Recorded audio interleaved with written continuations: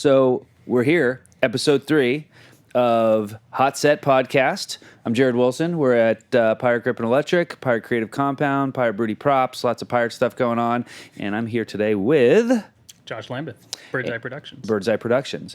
And I was just told that there is a Bird's Eye Productions and there's a Bird's Eye Tech. Yep, Bird's Eye Technologies. It's a new company that I started about last year.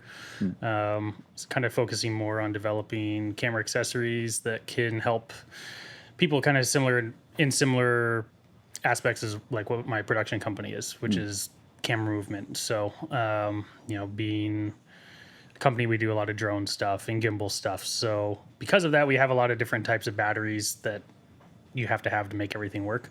And there's another company called Ignite Digi that it created an adapter that takes a DJI battery and allows you to run it on a Movi. So that was really cool because now I can come out with one drone and my gimbal and use the same batteries for it. It's awesome. So the batteries themselves are really cool. So I was like, it'd be sweet if I made something that can also power cameras and camera accessories using that same battery. So now I can go out on a set, bring one type of battery, one type of charger, and power all of my toys. And also that probably helps whenever you fly out for a job. You don't have to bring the different kinds of batteries for the different types of tools you're bringing. Right. And the batteries are all under 98 watt hours, so you can take as many of them on the plane as you want.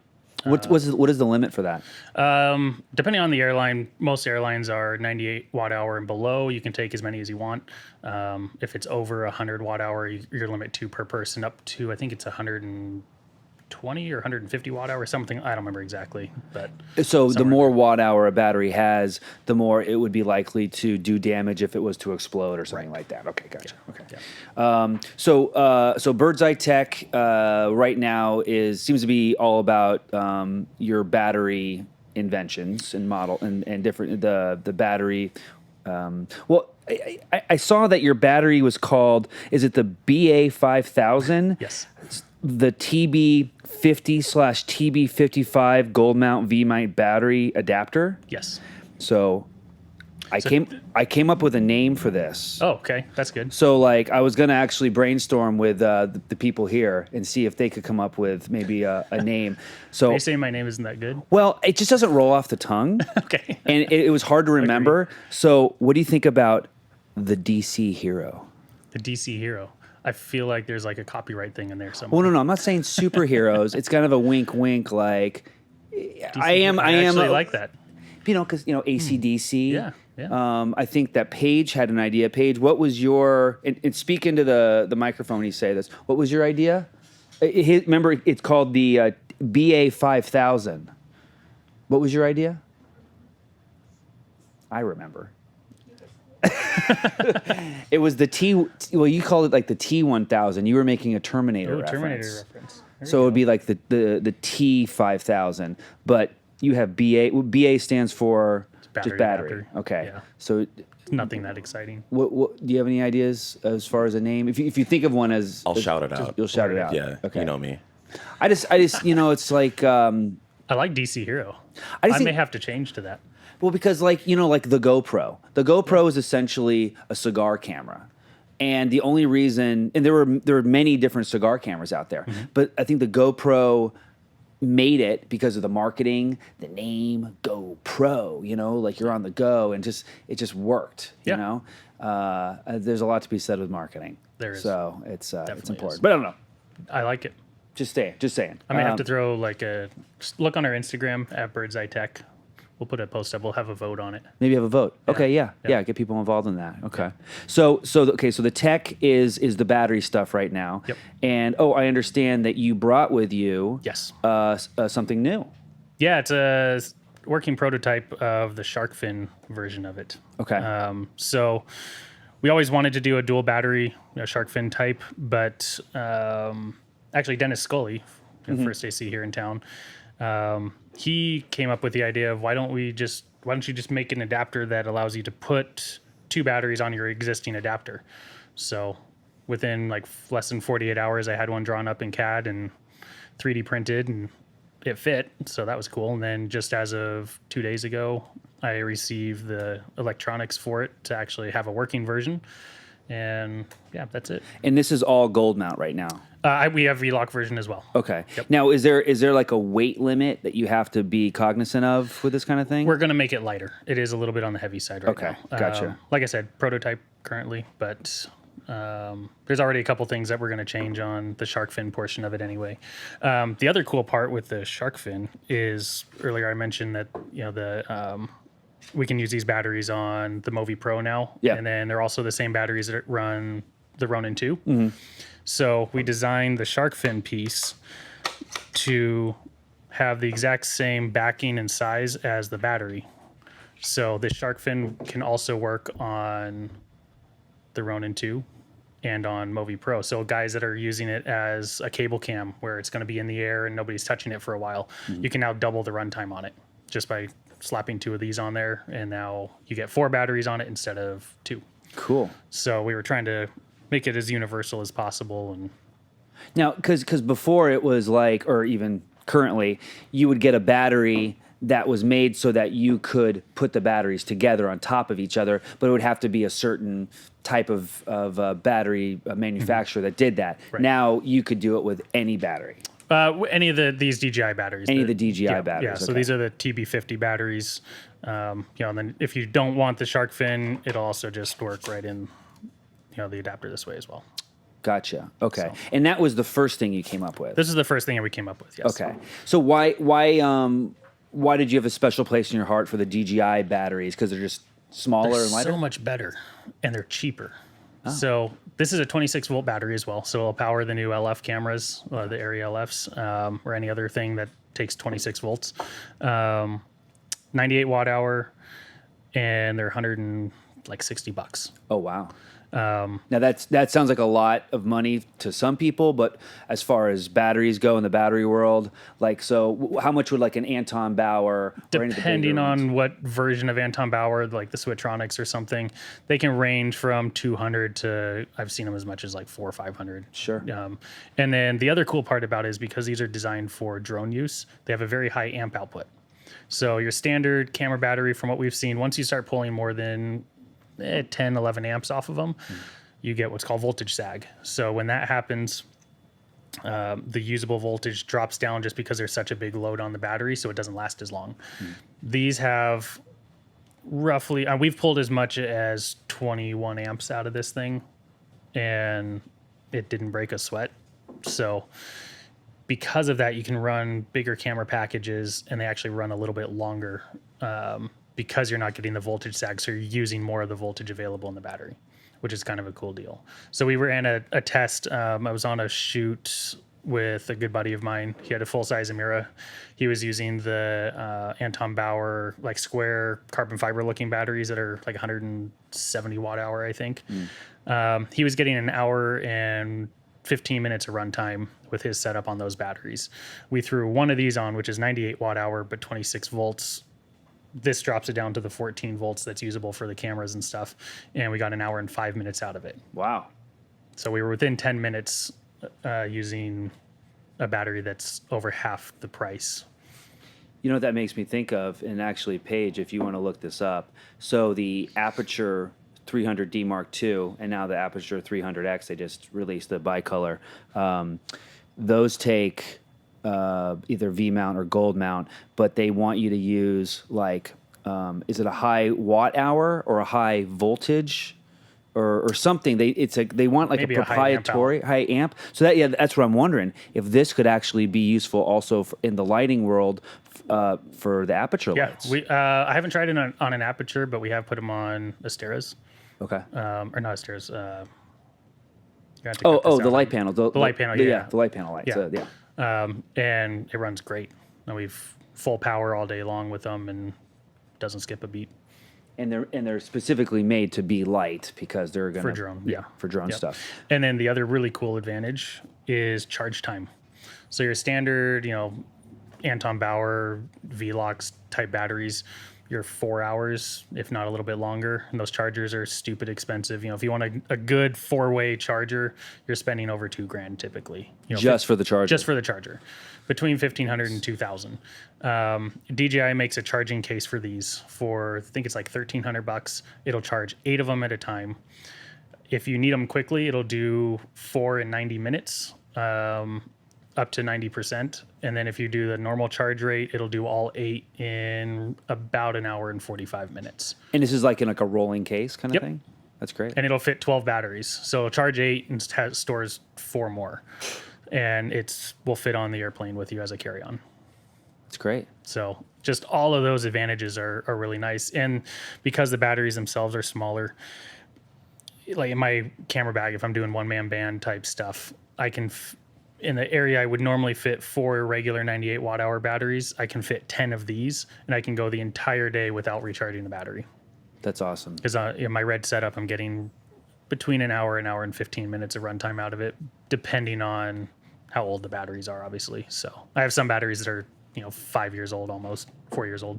I wonder if you could put solar panels on the outside of one of those cases, being out, in Arizona, and it could charge it up while it's sitting there in the case. It's pulling a good chunk of power when it's charging because it's charging so fast. Sure, but I don't know. Everybody loves solar panels. So, yeah, solar just panels are started cool. thinking. Okay, so that's Bird's Eye Tech. So Bird's Eye Productions, you obviously are an owner operator, so you do the labor, but you also rent out. You do drones. You do Movi Pro. We have Movi Pro and Ronin 2. Ronin 2. Okay. You got a Black Arm. We do. And then is it the Free Fly Systems Taro? Yeah, we have the Taro, which is a big RC car that we can mount the Movi Pro to and then drive it around on the ground. So you get really cool low angle perspectives, super smooth. Does it need to have the Movi Pro connected to it for it to be like a complete system, or can you do? Okay. Yeah. And you could, if you wanted to mount like a GoPro or something to it, you could, but it's not going to look or, as cool. Or any cigar camera. Yes, Yeah. cigar. Yeah. See, marketing. It Marketing. worked. There we go. GoPro. Yep. That's cool. And so the Free Fly Systems Taro, is that something you just put together yourself? Nope. You that is like a product that you purchased. Yes. Okay. Cool. Yeah. When they first announced it, we really wanted to get it, but it was stupid expensive. Right. And we knew it was going to be something that was a really big specialty item, something that wasn't going to work that often. So we kind of went back and forth on it. We thought about trying to build one ourselves, but didn't. You say we. Who else is involved? My wife and I. Okay, sure. And then she used to do all the camera operating with me back before we had our daughter. So now, she's stay home with the daughter, and then we just contract out with a couple other guys here in town. Cool. But yeah, and then eventually another good friend of mine who does drone stuff and all that over in Florida reached out to me. He's like, hey, we've decided to sell our Taro and Movi controller, which is another piece of gear we wanted, but also expensive. And what we had was working fine at the time. And he gave me just a stupid good deal on it. So I got both of them for the price of just the controller. Oh, wow. And I was like, okay, that's too good of a deal to pass up. So we picked those up. Those are bittersweet moments because it is still a lot of money, but it's a good deal. Yeah, absolutely.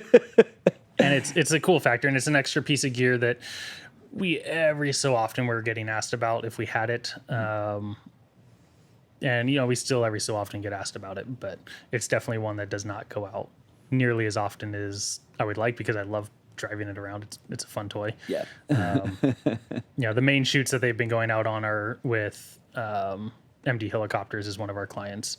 So they have the helicopters out on the ramp, and we'll be driving them around that, just nice low perspective looking up at the, the weapon systems on the helicopter if it has it on there. We even did some while it was doing low level flights, and, we were helicopter on one of them. They were practicing auto rotations, which is engine out simulation. So they're like 1,000 feet in the air and just power idle and then drop it in and land it.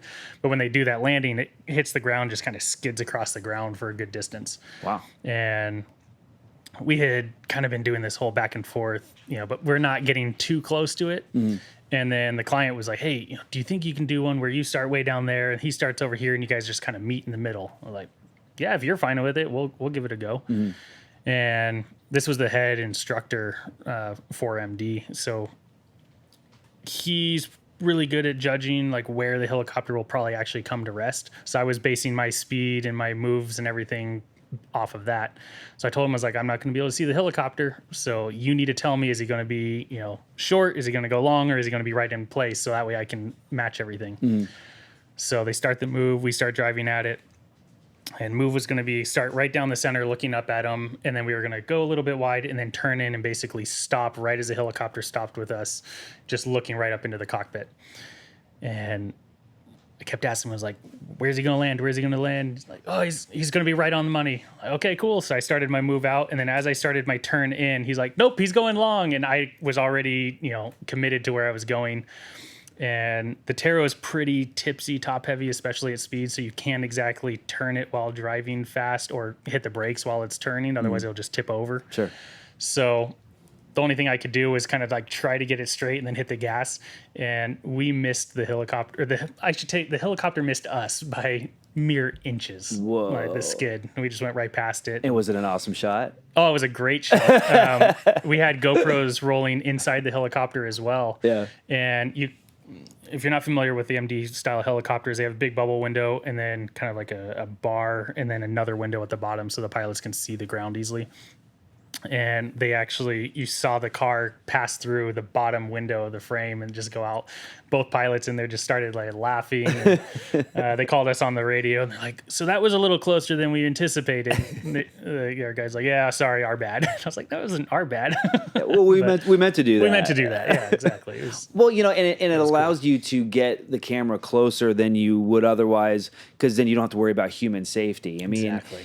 I'm sure they had insurance, and you got your certificate of insurance and a rental agreement. So if something did go wrong, it's not a person. Right. Exactly. So. Yeah, I would not be running straight at the helicopter as it's in an auto rotation flying at me. Not worth it. Not worth it. What It'd was be fun, exciting, but what did you get in as into the industry doing labor first, and then did you get into gear, or did you get into gear and labor at the same time? Like what's your story? Like how'd you get into all this? Yeah. So film in general for me started back in 8th grade. A good friend of mine, he had done a video for a school project. I watched him, present it to the class, and I was like, okay, that was pretty cool. Like, I'd like to learn how to do stuff like that. So I went back home and, found super old camera that my dad had and started just screwing around with it. And then eventually my dad was starting another company. He wanted a video done for, their advertising. So he bought a little bit nicer camera, and we're still talking like a Canon Handycam mini DV style. DV? Yep. Yeah, You had to transfer everything Firewire 400 over to the computer, or 800 maybe. I don't even remember back then. And yeah, just kind of grew from there. By junior year of high school, I was filming all the school plays. And then the final play of my senior year of high school, I had so many orders for the DVDs that I couldn't duplicate them all myself. So I found a company up in Washington that could do that for me, because I'm from Spokane. And when I went down to go pick it up, the owner of the company's like, hey, who did all the editing on this and the authoring of the DVD? I was like, well, I did. It's like, did you shoot everything too? Like, yeah. He's like, okay. What are you doing right now? And I was like, well, I'm still in high school. I'll graduate, the next couple months. And he's like, really? Okay. What are you doing after high school? I was like, I don't know. I had gone, I checked out a couple schools, but honestly, school is not my thing. I was never, my grades weren't horrible, but they weren't the best. And it just didn't interest me that much. So he's like, I'm in the process of building an edit suite for another company here in town, an ad agency. Would you mind if I go down there and give them your name? Because they're looking for an editor still. I'm like, yeah, sure, okay. So a couple days later, I got a call from the company. They brought me in for an interview, and they hired me on the spot without ever actually watching anything. Wow. 'Cause this is all before people had their demo reels online, readily available. I don't think I even had a demo reel back then. And they're like, yeah, based off of the recommendation from the guy who's building our suite, you sound like a great fit. So like they knew I was still having to graduate. So I came down after school a couple of days a week while they finished building the edit suite, just so I could start learning how it was all set up. What programs were you using? So that was all Premiere back then. Okay. So it was running Premiere. We had a full Blackmagic ingest box and stuff. And I was in heaven. I had two I was like 35-inch LCDs with a 50-inch monitor on the wall, full soundproof room. Nice. Audio recording booth back there and everything as well. Did you use Premiere when you were in high school for the plays you had shot also? Yes. Okay, gotcha. Yep. Okay. Yeah, that was Premiere 6.5, I think, was back then. Yeah, so before I even graduated, I had a full-time salary with full benefits job waiting for me, It's amazing. which was pretty awesome. So I did that for a year and then ended up going down to California. I went to Brooks Institute of Photography for the feature film course. Was there for 4 months. It was just really expensive. And I was able to go out on a couple projects, like sets as a PA while I was there. And I felt like I was learning way more doing that than I was at the school. And that wasn't costing me a fortune. Yeah. So I ended up leaving. Went back to Washington, just did a couple random odd and end jobs, a few 48-hour film festivals, but not much on the film side of things. And then I got down here into Phoenix because I was working for a still photography company. They offered me the head position as their head photographer for their studio here in Phoenix. We were doing like school portraits and stuff, yearbook photos. And I was like, yeah, sure, I'll do that. Sounds good. I was the youngest person they had ever offered that to. And the company has been around over 100 years now. Nice. So from the time I said yes to the time I had to be down here was 2 weeks. And so it was just kind of a big whirlwind of things and moved down here. And the roommates I was living with, I found them on Craigslist actually, because I didn't know anybody down here. And they actually were into filmmaking as well. So I was like, oh, this would be great. It's kind of perfect. Yeah, exactly. So started doing more independent stuff. And, the big thing back then was like, oh, it'd be so cool to get an aerial shot of this or that. And it's like, okay, we don't have money for a helicopter. This is 9 years ago now, probably at least. And one day my manager for the photography studio, he came in, said, hey, check this video out. His brother works for one of the big aerospace companies. And it was a video of a multi-rotor, drone. And this is back before I had ever seen one. Nobody else had really ever heard of them either. A multi-rotor drone as opposed to like a single rotor, an RC helicopter. So, like an RC helicopter. Yeah, okay, gotcha. Yep. So multi-rotor is just, at least 4 blades. Well, I guess you can do it on 3, but being a film person or camera guy, my first thought was, can you put a camera on it? Yeah. Because that's how you get our aerial shots. Started doing a little bit of research, found there was a very small handful of companies in the country, even at that point in the world, doing it, and nobody in Arizona. It's like, okay, well, I know there's a decent, independent film market down here. There's a decent commercial market. I didn't know the extent of any of that yet, but I knew there was something. I was like, okay, should start looking into this. Did some more research. I didn't want to go out and ask anybody or tell anybody what we were doing though, because I didn't want somebody who had more money than me to go out and go do it first. Something to that. Yeah. So I was like, I'm just going to keep this a secret. I'll tell a couple select people and see what we can do. So I ended up cashing out my 401k, took basically every penny I had and bought the drone, bought a Canon 5D, I think it was Mark II back then. And just went for it. And within 6 months, I was turning down work because I couldn't get time off from the photography studio. So I went into my manager and said, hey, at the end of this busy season, I'm going to be leaving. And he just started laughing. It's like, you knew this was coming. I don't know why you're laughing. And he's like, no, I just told the owners that I'm also leaving. Oh, really? He had a better reason though. His dad wasn't doing well, so he was going to leave right. for family reasons. Sure.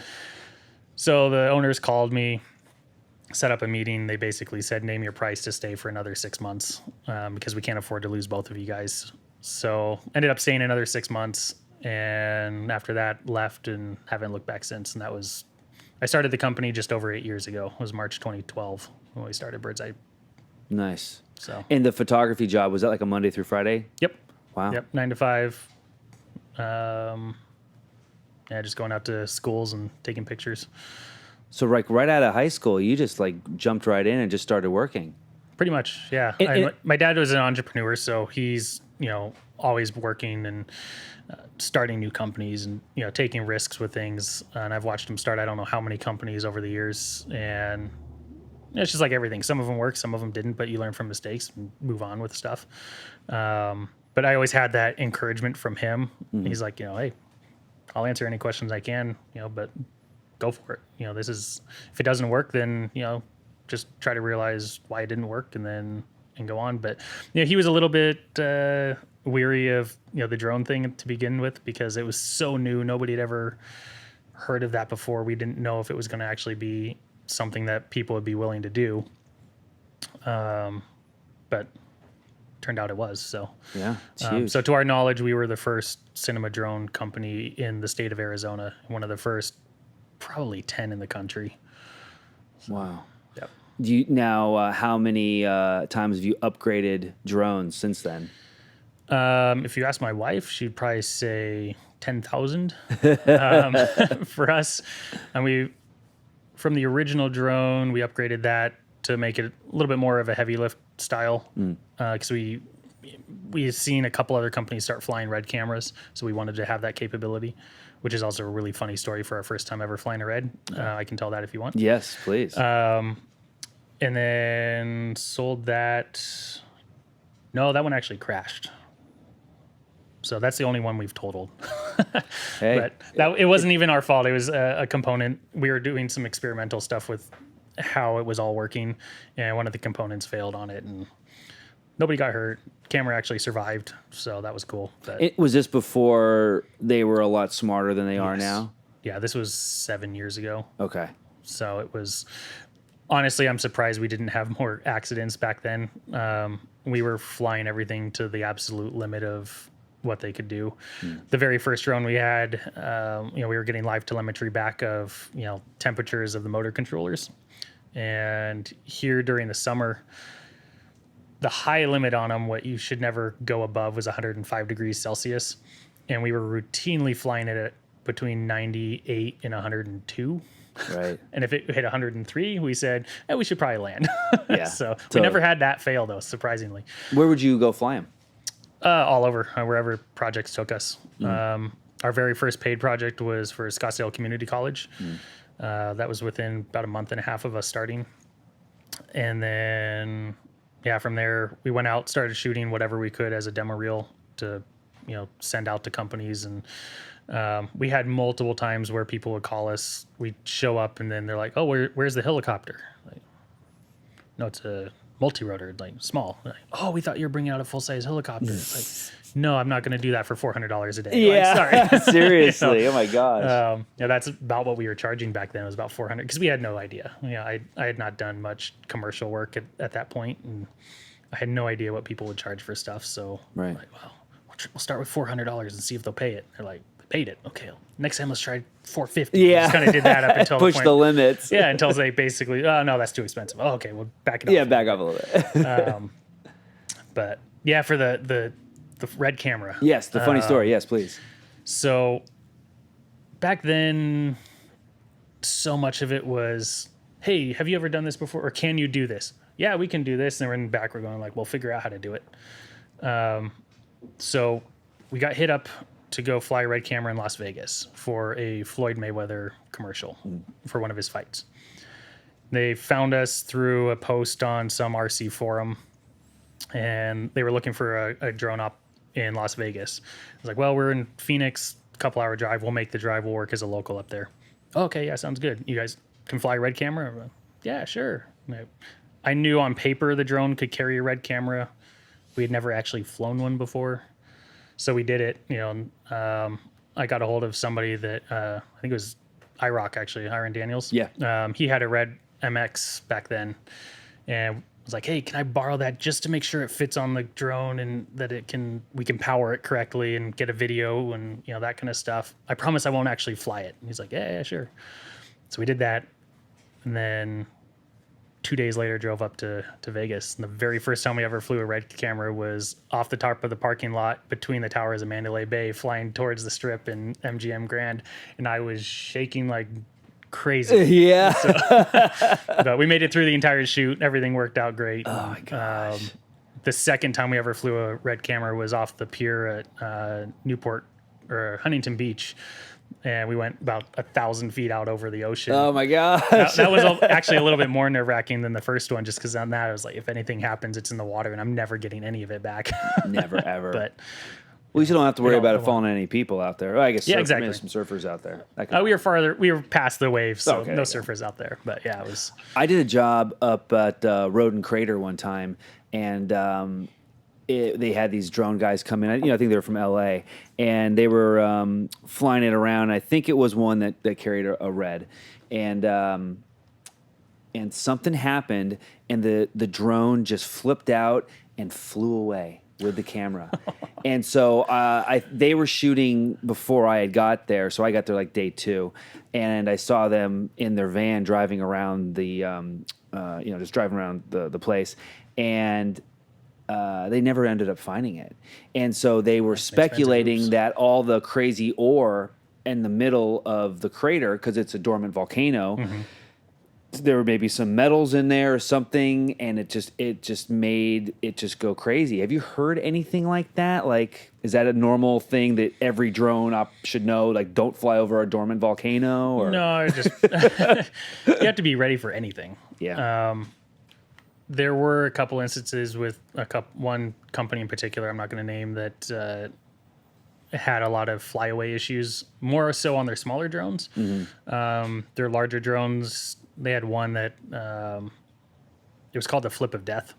So it'd just be flying, and all of a sudden it just flip upside down, fly itself into the ground. Oh my gosh. But for the most part, there were things that you could do to help mitigate that.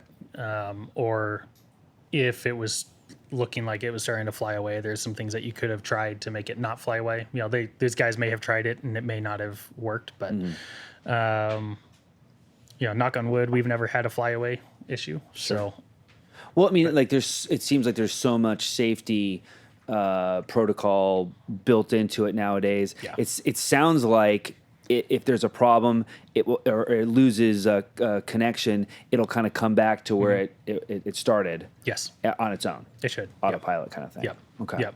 And that just comes down to making sure that it has, valid GPS lock before you take off. Because if you turn it on, take off right away, and it hasn't locked onto, the satellite yet, it doesn't know where home is. So wherever it gets that lock is now home. So if you're, 1,500 feet away over water or something like that, and it gets its satellite lock out over there, that can now turn into home. So, wow. Always just checking that, before I take off, I'll double check that we have all the satellites and stuff. And, on our heavy lift drone, it's a Wi-Fi app into my phone. So I can turn that on. I can see how many satellites there are. I can see that it has a valid lock. It knows where home is. And, there's flashing lights on the drone that'll confirm that it is also in home lock or whatnot. So I have an invention for you. Okay. What about a hybrid drone submarine? So you fly over the water and then it goes in the water.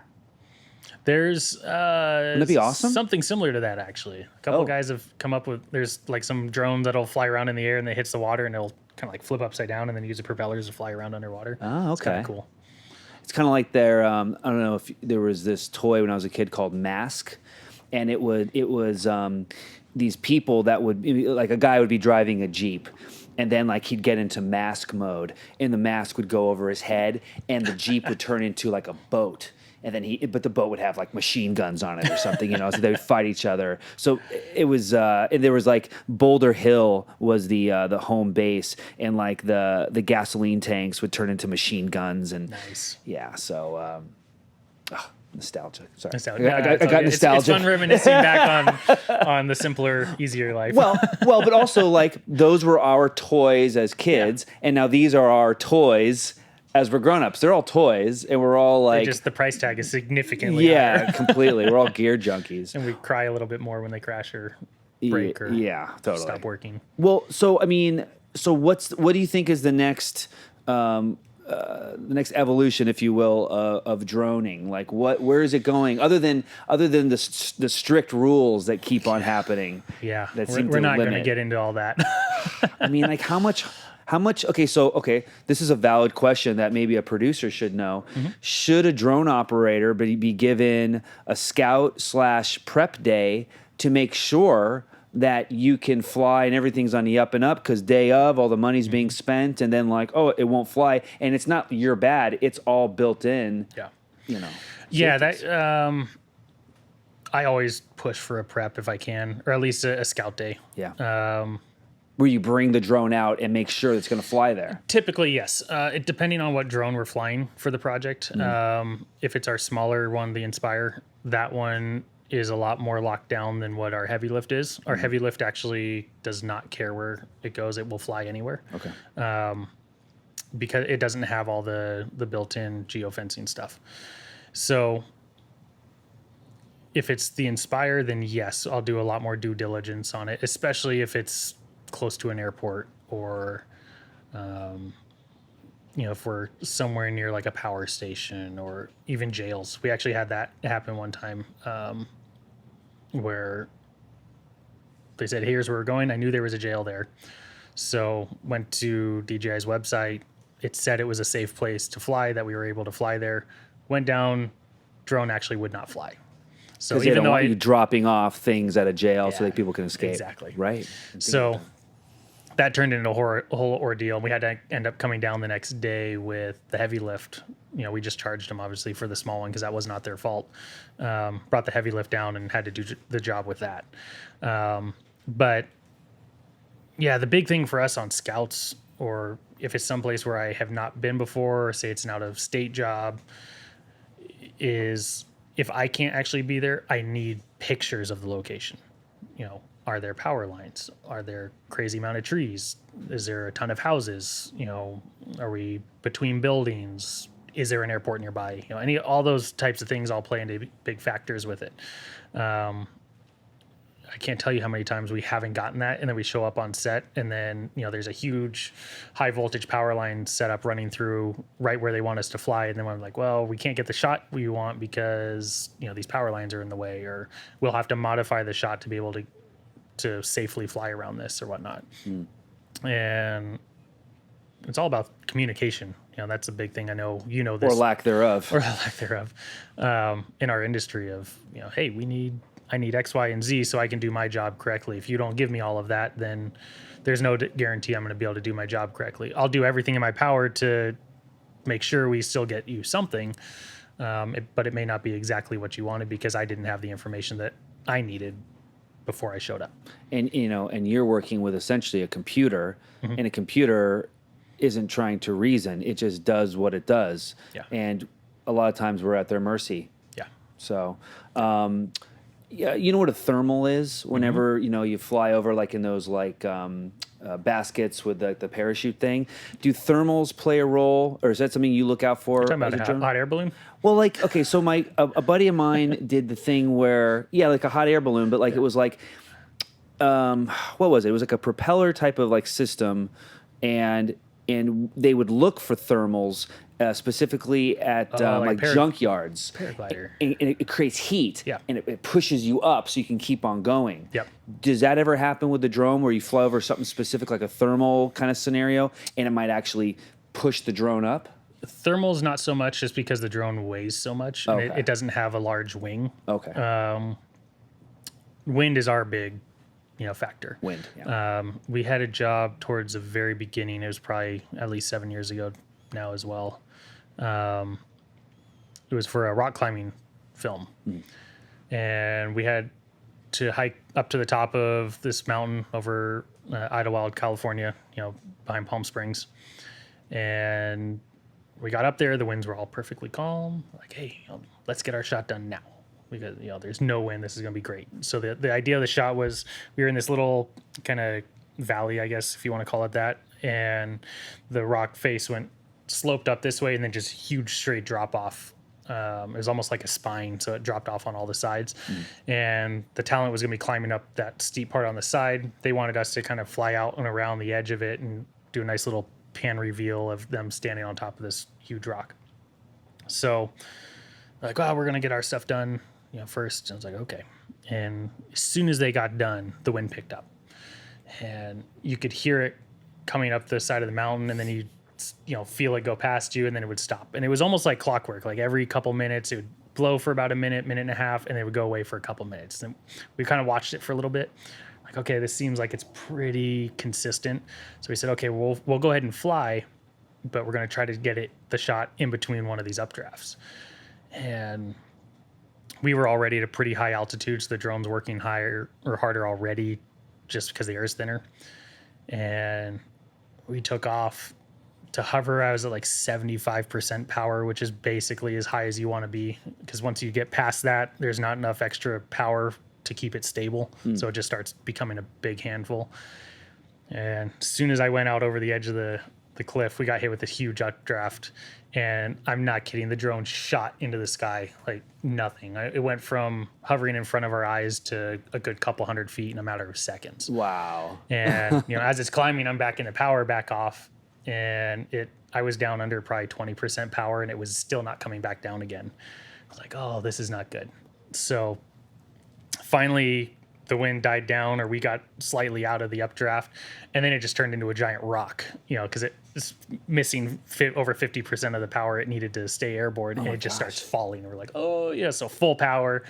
The air is still so thin, it's just sitting there like fighting all the way back down to the ground. And, we got it stopped before it hit the ground. And, Oh my gosh. by this point I was just shaking like crazy because this is all still pretty new to me. And I think that was one of the very first times we ever did a hand catch with a drone as well, because it was still getting, a little bit gusty and stuff. And I didn't have a very big area to land it on the ground. And I was worried I was going to crash it. And so I just yelled at my now wife, but girlfriend at the time. It's like, Noelle, go out there and catch it. She's like, ah. Oh no, your poor wife. Yeah, so she just kept her hands like this, and we ended up getting it. And I needed about 10 minutes for my nerves to calm down after that one. And Seriously. all the director and everybody's like, so when are we going to try again? I was like, give me a minute. So we ended up, once I calmed down a little bit, we decided to go for it again. But this time I decided I'm just going to stay over the top of the spine. I'm not going to go out over the edge, because I know, the wind's going up, and the wind will create rotors and stuff as they come off, so just big swirls. But depending on how fast it is, you'll have a calm area underneath them. Like, I think if I stay here, in this area, I should be okay.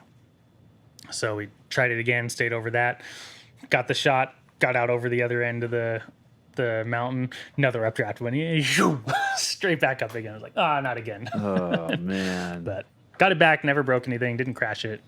Successful day.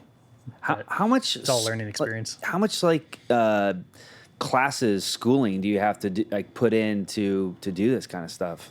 Depends. I had zero. Yeah. I've done remote control stuff when I was younger. Flew a few planes. That was really about it on the flying. But you don't have to have schooling to operate those things. No. You gotta take that class. You gotta get your certificate. Yeah. So to actually fly one, no. To do one commercial, if you want to make money with it, then you have to go through the Part 107 certificate process with the FAA. Okay.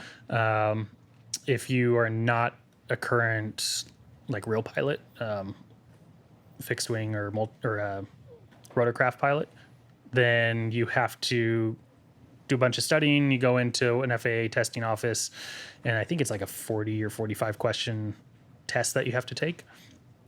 Once you pass the test, then you have your Part 107. Now you're legal to fly for commercial purposes. I've never had to take that test because I fly real airplanes as well. And was the doing the drone work kind of the way you got into piloting actual planes? Yes. The reason for that, my dad was a private pilot growing up, so I always flew with him. Okay. It was something I've always wanted to do, but it's not a cheap thing to go get done. Sure. And back in the earlier days, when we first started, the FAA had no rules, governing drones. So it was kind of all of us early pilots don't go out and go do something stupid. Don't go to Sky Harbor, a big international airport, and try to fly a drone at the end of the runway filming the airplanes. Like, that's dumb. That's jail time. Yeah. Yep. So we just kind of played by the rules of be safe about it, and nobody's going to get in trouble. Eventually, the FAA didn't like that, so I got a phone call from the local office here, and he basically said, "What you're doing is illegal. You need to stop." I said, "No, it's not. Show me where it says it's illegal in the FAR's FAA regulations." if you can actually show me where it says in there I'm doing something illegal, I'll stop. But until you show that to me, I'm going to keep on going. Yeah. He did not like that. That's been that was the start to a pretty rocky relationship with the FAA for me. Yeah. And eventually, their reasoning was it was a safety thing. It's like, that doesn't make any sense to me. How can it be a safety thing if two of us are flying the exact same gear in the exact same place at the exact same time, and I'm making money and the other guy isn't? I carry insurance, the other guy isn't, but I'm the one who's going to get in trouble for it, and he's okay to do it? Like, how is that a safety thing? And he went, and that was the end of the conversation. Right. The next time I heard from him was a little bit after the Section 333 rules got put into effect. This was a very quickly put together thing by the FAA to try to get some type of ruling out there. And one of the requirements in it was any person who was operating the drone for commercial purposes had to hold some type of a pilot certificate, whether it be a hot air balloon, a glider, an actual fixed wing type, or helicopter. Any of those would have counted, but they had to have that. And a lot of us were like, that's a really stupid rule. There's no way they're going to keep that around. And they had started, a little bit of rumors of the Part 107 stuff coming out. And so we followed all the other rules for the 333 except for having the pilot certificate piece. Myself and a ton of other companies did that. But we think, I don't have proof, but we're pretty sure that one of my competitors called the FAA and said, hey, they're operating, he doesn't have a pilot license. So Jeremy from the FISDO, he's not there anymore, so I can say his name, I think, but whatever. I don't even care. He called me up and said, hey, we know, or are you doing, the drone stuff for pay still? I was like, yes. Like, do you have your pilot certificate? No. It's like, you need to have that. I'm like, well, I know you guys are coming out with the 107's rules and it's not going to be in there. It's, oh, no, it's definitely going to be in there. I was like, pretty sure it's not going to be in there. Like, this is stupid. No. We're going to send you a cease and desist letter, the whole shot. So fine. So I decided to basically stop all of our operations. Went out, got my pilot certificate, did it in record time. Actually, I set a new record for the fastest ever pilot certificate at this flight school. Oh, wow. Which was kind of cool. By Nice. like 4 hours, I think. And then had it done in end of January. And then they came out and announced the rules in April, and no pilot certificate required. But, because it was all for work, I was able to write the whole thing off. Sure. And, so and it was cool. something you wanted to do anyway. Something I wanted to do, yeah. So and you went with you fly like Cessna Yes. type planes. Could you have gone and learned to pilot a helicopter or something? Yeah, that would have been significantly more expensive. Oh, it is. Okay. Yeah, you're on average almost double the cost. Right. But helicopters are a lot of fun to fly. So you do like flying those? Yes. I've had a lucky enough to know some people who fly helicopters and whatnot. And I've been able to get a little bit of stick time. So I actually have 1.6 hours logged, helicopter time, because both of them were CFIs, certified flight instructors for them. Mm-hmm. So I was allowed to log it. And they're an absolute blast. They're such a handful, but like once you start figuring it out, which I'm still a long ways away from actually figuring it out, but hovering is a really weird thing. It's also probably one of the hardest things I've ever done. I bet. So obviously before drones came out for film production, people were using helicopters and helicopter, stabilization rigs for cameras. Is there any need to use that anymore? Something that like a drone couldn't get? Yes, absolutely. Like drones are not going to replace helicopters anytime soon. Oh, okay. The drone, in my mind, is to bridge the gap between a jib and a helicopter. Right. So there's so many situations where a jib is going to work better, whether it be a sound related thing, because drones are not quiet. This. You've been on set with me multiple times with them. Yeah. You're not going to be able to hear a conversation happening if the drone's anywhere close to you. Or whether it be but once you get past that height of what you can get with a jib, typically we say our sweet spot's like 35 to about 120, 130 feet. That's kind of where 90% of our drone stuff happens. Once you start going above that, you can still get, stuff, but we don't have the speed of what a full-size helicopter can do. We're maxed out on our heavy lift rig. We can do about 40, 45 miles an hour on a good day, depending on the package and what the winds are doing. Smaller drone, we can do about 60. But anything above that, there's not much out there. There's a couple small or other rigs that you could get nowadays, but then it turns into a distance thing. We're limited from the FAA that we can't fly beyond unaided visual line of sight. So, I can't have a pair of binoculars and looking at it. I have to be able to know what direction it's flying, be able to safely get it back to me just by looking at it. So if you have a really long tracking shot, we actually did a project for Cartel Land, that documentary about the drug cartels and stuff. Sure. And they asked us to fly in a single shot 7 miles of fence line. Whoa. Border. And I was like, yeah, guys, we can't do that. Right. So that's where full-size helicopter would come in. Helicopter you could. Yep. And just camera packages. If you're wanting a huge zoom lens, we can't carry that on a drone. You can carry that on a full-size helicopter. So there's... What kind of lenses do your cameras take on drones?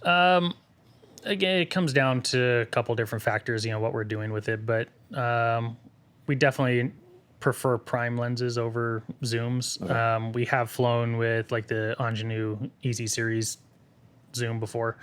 Once you start getting, with the drone that we have, we start hitting our max payload pretty quickly.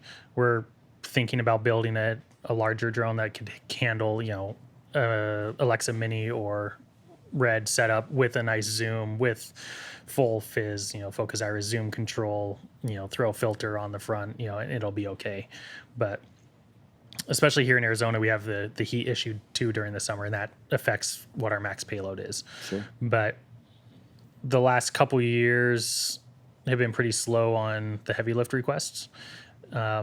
This last year actually seemed to be towards the end of the last year started picking up, and then we had like 3 or 4 jobs all lined up for heavy lift before this whole COVID thing happened. Sure. But those are just now kind of back burner. Once everything comes back, they're still supposed to happen. So if it still kind of starts trending that way, then we'll probably start looking into doing a larger heavy lift rig to be able to facilitate those larger camera packages. Do you think, okay, so you remember when the Olympics like sequenced all those drones in the sky to do the different, graphics and stuff? Do you think that there's ever, and in the future, anything that multiple drones could be sequenced together for a heavy lift rig? Maybe. I don't know. Possibly. I haven't really thought about that. What about a stealth drone that could be quiet and get audio? That would be amazing. Whoever figures that out is going to be a millionaire. Yeah. It's the nature of a propeller is not quiet though. So it's the same thing. You can have, listen to gliders. They don't have any engines on them, but you can still hear them. Because actually, imagine that instead of a boom operator, you drone out the boom if it's quiet enough, and then you don't. And then there goes the boom op. You don't have to worry about your. You still have to control it this. Yeah. Oh yeah. But this is a lot easier than this. Yeah, instead of like that. But when you're mixing, you can't be controlling. That's a dual op setup now. But I've always hated how like so you would say that whenever you get called for a drone job, it's ideal to have U+1. Yeah, almost. If it's a small like Inspire or something, that typically is a single op, just me going out with it. But I always ask, what kind of shots are you guys looking to get? If it's going to be some crazy tracking shot, we want to have a car driving down the highway and we want you to do 360s around the car and start, looking through the window and, whatever.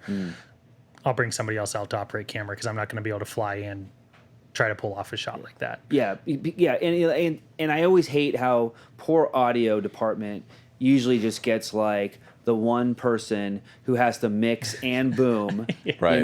And I think that's so unfair. And I mean, like, it's not ideal at all. It's not, because if anything, 2 heads are better than one, and there's always going to be problems. We're problem solvers, and that's all we do for a living. It's all we do. This is nonstop problems. So, then you can, as an audio person, be able to like figure it out with somebody else instead of like everything's on your shoulders right then and there, including the rig, Right, exactly. including everything, Yeah. So I think you can't be adjusting volumes and holding the boom at the same time. Yeah. I mean, it gets sketchy. It's like you lose the value of the boom if it drifts off while you're trying to look down. Well, I think that's where Definitely you guys are all aware of this, just the whole budget thing. Productions are just trying to go as cheap as they possibly can on stuff. And they think, if we can not bring an extra person out, it's going to save us money in the long run. But in reality, almost from everything I've seen, it almost always costs them more money because, it's taking a little longer to get something done. So now everybody goes into overtime. So instead of paying one additional person, you're paying an entire crew full of people, Right. 1.5 times. Well, it's fighting that money savings battle. Yeah. It's like, as a producer, they're trying to balance the budget. Line producer, I understand that. I understand that. But take the money from the right places, not from the wrong places. Move it around. Obviously, always go get the Starbucks coffee for the clients. Like Yes, that's that's you a can't very take important- that out. No. God forbid. Like I always get, it's like, can we just get a PA to boom up? It's Yeah. like, Yeah. sure. Yeah. Good luck with that. But is that We've had some similar stuff to that. Have a PA help you with your drone? Not necessarily a PA, but like a Right. big one that we get asked a lot is, the DP, he has a lot of drone experience, so can you just come out and have can the DP operate the camera for you? We've done it a couple times. There's a couple DPs that I know personally that I'm like, yep, I'm fine with them doing that. You already have a working relationship Right. with them. Yeah. We've had a couple other times where they've done that, and then later on down the road, we find out that they're not happy with any of the drone stuff, and they get mad, and it's like, guess what? I tried to bring my guy who knows the equipment, knows how to do this, has been doing this, a lot, but I was told no, and you guys insisted that it was going to be the DP that was going to operate. So the camera was in the correct position. I was flying it. It was in the right spot. I did the move. He couldn't track whatever it was correctly. Right. So because of that, we try to avoid that unless it's somebody that I really know and trust, on the sticks and Sure. can do it. So what can you do? Well, yeah, that's the never-ending question. What you do the best you can. You try to tell them based off of your experience and your knowledge what you think is going to happen, what should probably be done, and either they believe you or they don't believe you. I mean, there's no reason for us. Well, there's all kinds of people out there. I was going to say there's no reason for us to lie, but a lot of times we're working with complete strangers. We're strangers to them. They don't know us, so. It's trusting strangers. Exactly. Well, and on one of your previous episodes, you guys were talking about this whole film industry is a big trust thing.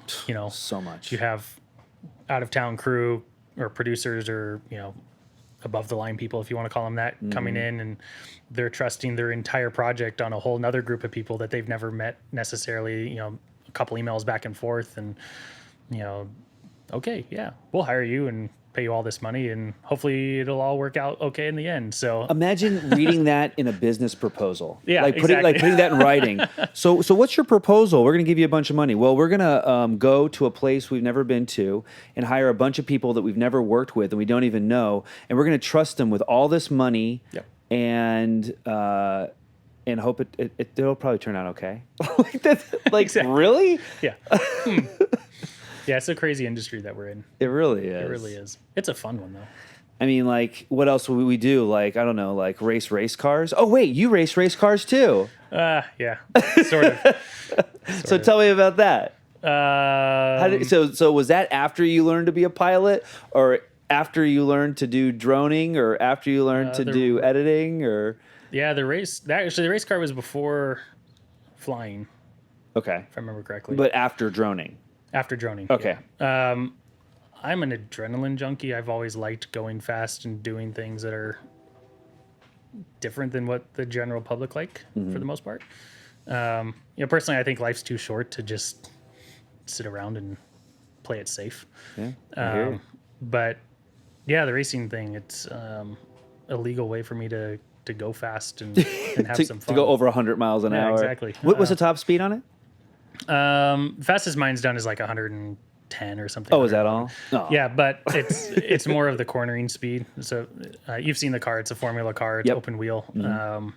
So it's a purpose built race car. It's not a road car turned race car necessarily. So it handles a lot differently than what a street car would.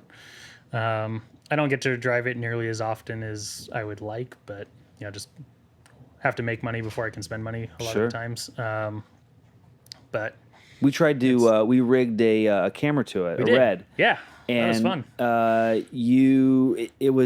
It was very difficult because there weren't very many points to grab a hold onto because you needed to have the body on there because of the wind resistance or aerodynamic design of it. Yeah, it definitely helps having it on there.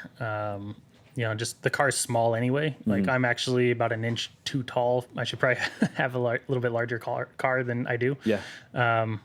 The pedal box is so small. I have to wear a shoe that's 3 sizes smaller than what I actually wear. Oh, really? To fit in it. Oh my gosh. Yeah. So if I'm just like my normal day shoes, I cannot put both feet in the pedal box. So You're binding your feet.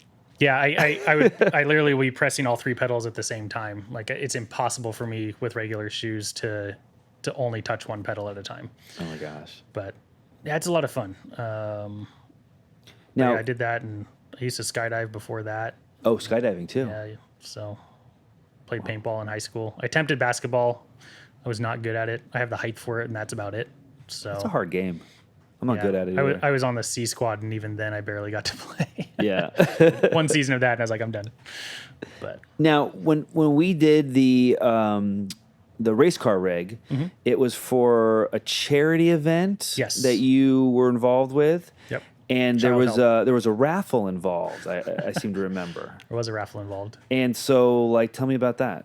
Yeah, so the charity itself, I'll start on that. Okay. It's an amazing charity. It's called Child Help. So they help kids that are in like abusive families and stuff get out of those and take care of them and whatnot. Nice. So I've shot their video for them for the last 2 years. If someone wanted to check it out, just childhelp. Yeah, go Google Child Help. I believe it's just childhelp, either .com or .org. Okay. Maybe you can look that up. And I don't remember the .com or .org, but yeah, just Google Child Help. Okay. And it's an amazing organization. So they do some really, really cool stuff. So one of their biggest charity events every year is the Sport Truck RV Child Help charity event. So they get a racetrack here in Arizona. So last year we were at the new Apex Motor Speedway or Motor Club, just down in Maricopa. Okay. It's an amazing facility. And you get to go out, bring your car. You have to pay, to bring your car out on track. And all the money goes straight to Child Help. And they do raffles. They do a live auction. They do a silent auction. I think over the last couple years, they've raised close to, I don't want to say the number because I'm probably going to get it wrong. It's a big number, though. Cool. Like multiple hundreds of thousands of dollars. Great. I want to say they're like 300,000+ or something in the last couple of years, if Wow. not more. But Are they just based out of Arizona I or believe they're nationwide. nationwide? Okay, Yeah, cool. I believe so. So, yeah, so one of the raffles that they were having was for a 20-foot enclosed trailer. And I have the race car. I never bought a trailer. So I had another friend who had a trailer that was always just sitting around. So I just borrow that anytime I needed it. And I decided, I was like, money's going to charity. It was a $250 raffle ticket, but like, it's going to charity, whatever, it'll be a good thing. And so I just bought a single ticket and then ended up winning the trailer. So And weren't you like filming the whole event? I was. And so like when they called your name, like you were in the process of filming. I was actually, if you watch the footage back, they called my name and it took me a second. I went, wait, oh, that's me. And then, the camera stopped filming at that point. It just kind of went wherever. But, so that was pretty cool. I was pretty excited about that. Wow. That's a huge blessing, man. That's super cool. Yeah. But now you are selling the trailer. Yeah. Well, but here's the thing, though. Selling the trailer, You have a trailer to sell. I mean, that's a good thing. Yeah, it is. This. I know we're not trying to get into the whole COVID thing too much. Well, yeah, no, but I mean, it's the reality of things. Yeah, times are tough right now. Sure. A lot. Normally, I have a good safety margin of money set aside for rainy day type fund or whatnot. Sure. But which you should do if you're a freelancer, absolutely, because it's ebbs and flows. Yeah, our summers out here tend to be slow, so have if that. You're getting nest into egg. this, put money aside.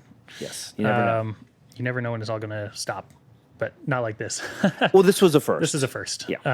But yeah. So long story short, most of my cushion money has gone into Bird's Eye Tech developing the adapter. Mm-hmm. So we were very close to launching this, and then all of this happened. So my rainy day fund is dwindling very quickly. Mm-hmm. So the trailer is a nice thing that I had it. I'm trying to sell that right now if I can, along with the race car as well. Okay. So have to live before I can play. So. For sure, no. And if somebody who's listening to this or watching this is interested, can they just contact you through website, Facebook? Yeah, find me on Facebook. Okay. I have it posted. It's on Craigslist as well if you want to. It's 20-foot ATC all black trailer. Air conditioning? It's wired for air conditioning. It does not have it on there. But if you wanted to throw one on, it's a pretty quick deal. So It's a really nice trailer. it is. And I don't want to sell it, but it's just stuff. stuff, yeah. I mean, honestly, it costs you $250. yeah, Well, and taxes. You need to pay taxes on it or yeah, something? and taxes, little, yeah. Well, But still, it went from to buy a brand new would have been like $22,000. Totally. I paid about $2,000 total out the door for it. So that's great. yeah. That's a good deal. Yeah, it's a very good deal. I had a lot of people coming up actually right after I won it. I probably would 7 or 8 people come up offering to buy it off of me, at the end. And Yeah. like, The vultures. I'm actually going to keep it. So. They started circling. Yeah. I should actually get their contact information. Yeah, you should. In retrospect. Yeah. Another lesson. Always get their contact information, even if it's not for sale right now. Yeah, exactly.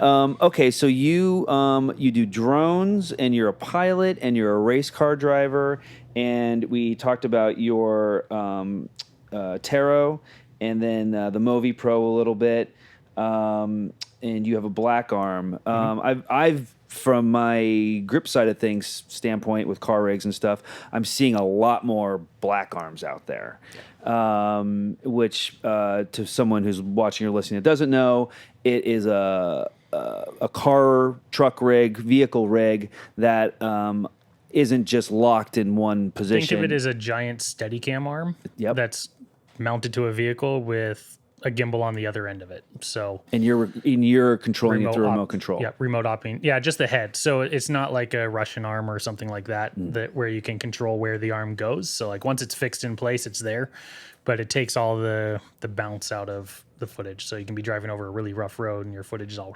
butter smooth. It's awesome. It's amazing. We did a shoot in Monument Valley and we rigged it to an ATV. Yeah. And of course we were on dirt roads and we were like, chasing horses, and it was a bumpy ride. And we did it at 60 frames a second or whatever. And I was blown away at how smooth the footage was. Yeah, it was that's incredible. Probably one of my best purchases I've ever made. Yeah. So it was kind of an impulse buy, honestly. We had worked with one on actually, no, I was at NAB and we got called and said, hey, do you guys have a black arm? Like, well, no, but when's the shoot? Like, well, it's about a week away. I'm like, okay, I'll buy one. Yeah, I've been there. Yeah, so we bought one. Couldn't get one in time, so the company I bought it from actually shipped me theirs. Oh, that's cool. And then we did the job with it. I shipped it back, and then ours showed up a little bit later. That was nice of them. And then we didn't get any more calls for it for the rest of the year. So I was like, maybe this was a bad idea. And then the next year, and it went out, I don't know how many times, and it was it's been pretty consistent rental ever since. Nice. So yeah, it's been one of my favorite pieces. You can just do some really cool stuff with it. We did a project downtown for Phoenix actually, and they wanted to get a really high perspective. So we had a whole rig built up and the arm was mounted like 13 feet in the air. That was one that Craig did. Yeah. And Craig Scully was on it. Yep. Yeah. Craig and Scully. that was actually really nerve wracking because we had been told by the city that, the lowest thing out there was like 13 feet, 6 inches or something. And we built it to like 13 feet. Oh man. So we had a couple, like the bridge, central going underneath the train tracks and stuff. Like we went underneath there and all of us in the truck are going as we go through, and we didn't slow down because we didn't want to lose a shot. Yeah, you don't want to lose the shot. God forbid. You got to get the shot. It's like it's either going to look what we wanted or it's going to be a spectacular crash type thing. And luckily it fit. But that was pretty. One of the more nerve wracking black arm ones that we've done is just like every time we got to a stoplight for the first couple hours, we're like, is it going to go underneath? I'm like, okay, made it that time. Oh my gosh, that's insane. Yeah, it's a good time. I like those kind of projects where you're just living on the edge just a little bit. Yeah. Oh, for sure. For sure. What is anything progressing with black arm technology? Are they trying to do anything new with that? I think it was maybe last year or a year before, they have a setup now where you can hook 2 of them together. Oh. So almost doubles the weight capacity. So if you're trying to run like a Movi XL or something with a huge lens, that's going to be over the weight limit of what just a single version of the arm can do. Oh. And then you have a backup too. You have a backup too, yeah. Because being an owner of equipment, you kind of have to have 2 of everything. Pretty much. You got to have that backup. Like you said earlier, you were going to use the little drone, something wasn't working, but luckily you had your bigger drone and you just end up using that. Yeah. It Exactly. saves the day. Yeah, so anytime we go out with a drone, if we're on our heavy lift, then our Inspire 2 comes as a backup. If we're on our Inspire 2, then we have another drone that comes out as a backup for that. Mm-hmm. Peace of mind. Yeah, it's always, it may not be the exact same camera setup. Just our market in Phoenix here doesn't really allow for me to own like 2 full-blown heavy lift rigs because I would never make my money back on it. So it's just financially not a smart decision to do. Sure. It's not a cheap setup. But having at least another drone that gets you something similar, unless you're some, crazy person who can recognize the difference between the cameras in a 2-second shot on a TV, you're not going to tell the difference pretty much. So Yeah. we're never going to be dead in the water. Yeah, you're delivering something We're still instead of getting it, nothing. yeah. And if, we get asked this question, like, well, it's not the same drone. So if you have to fly the other one, are we still going to get charged for the big one? It's like, no, fine. I'll, if we have to fly the small one, I'll charge you for the small one instead. I hate those questions. Yeah. But, It's like, you're welcome Yeah. that I thought ahead and brought a backup. it's like, I'm not planning on crashing the big one, but, Yeah. or any of them for that matter. And luckily, we've been very, very lucky on, very few crashes and over the 8 years. I know many other people who have significantly more crashes than I do. So And those blades will cut you like crazy. I've never hit anybody. That's something we take very, very seriously is, the safety side, especially around people. Yeah. So if we're on set, unless you're myself or the camera operator or a first AC who is experienced with being around drones, somebody that I personally trust, then nobody is allowed near it, if it's powered up. If it's in the air, we do a safety briefing with the whole set before we go fly. Here's what we're doing, here's where it's going. If something's happening, I will let everybody know. If at any point anybody's uncomfortable for whatever reason, let us know. We'll land, we'll talk about it, we'll figure it out. But never hit anybody with it. Never even come close to hitting anybody with it. So Nice. Not planning on it. And for those safety meetings, you can always look at the call sheet to Yes. make sure everybody's there, because call sheets matter. Call sheets matter. Hashtag call sheets matter. So let's see, other business endeavors. So other than all of that stuff we've talked about that you do, currently you are doing something else with AZ Face Shields. Yes. Okay, and tell us about that. Yeah, so AZ Face Shield is a group of filmmakers here in Arizona. So Aiden and JJ, Aiden's wife, actually, Stephanie, is kind of the one who came up with the idea to make these face shields. I don't have a full complete one because all the actual clear shield pieces are up at our kind of headquarters where everything gets shipped out. But we're making these, so they basically just go on, healthcare worker's head like this, and it puts a shield in front of them. So if anything, droplet protection is like what we're calling it. So yeah, in the slow times, we've been making these and shipping them all over the country. So actually, I think yesterday we just passed over 2,000 of them shipped out. Or delivered locally here. For anybody in Arizona, we're donating them. We are asking like a couple bucks, just to help with the shipping side of things. Of course. But you're not actually paying for any of this. What's it made out of? So this one is ABS plastic. So I cut this out on my CNC machine. And then we also are Because you do CNC machining too. Yes. So that's a more recent endeavor. So I'm learning. I've been doing that for about a year now, learning that whole setup. So actually, this whole piece was the first large aluminum thing I've done on it. So does the same machine that cut the AZ face shield? Yes. Okay, cool. So I'm just using large sheets of ABS and then have it programmed out. It runs in and cuts these out. And then we also have a whole group of people here in Arizona 3D printing them.